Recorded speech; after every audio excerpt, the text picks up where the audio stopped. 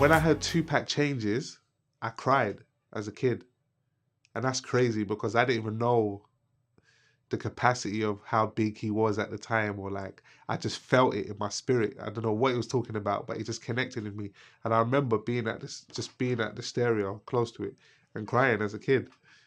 And that memory always sticks with me, and it's mad because I'm a huge Tupac fan now, and I understand what he was talking about and the depth of it. But like maybe it was just in me from a kid because it's like I'm on that same path now. We went on tour for like 2,000 people. That was a Chipmunks tour, the first tour we ever had, and we was doing a show like every other day. So like that was the first glimpse I got of like what it would be like to live my dream. Imagine like that's the dream basically. You want to do shows and interviews every day, and that's what we was doing. After the label dropped us, we weren't doing music for like a year. I remember us just literally meeting up at, one of the members is called Vertex. I remember us meeting up at Vertex's house like every single day, just discussing like where we're gonna go from here. Like literally we were stagnant for like a year, and that's when like the events leading to my first breakdown of mental health happened, because in that year, like you can imagine the depression I was going through, you can imagine the anxiety I was going through, you can imagine the thoughts I was running through my mind.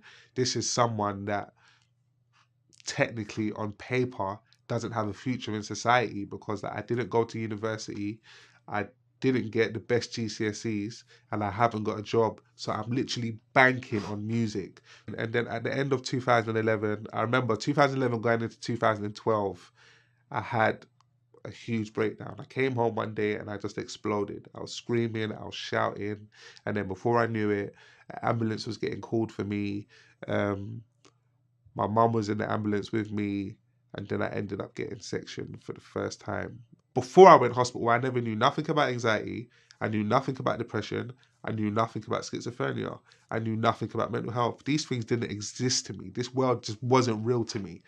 And even if it was real to me a little bit, it wasn't real to me in the way I should know about it. There was white people in there, black people in there, Asian people in there.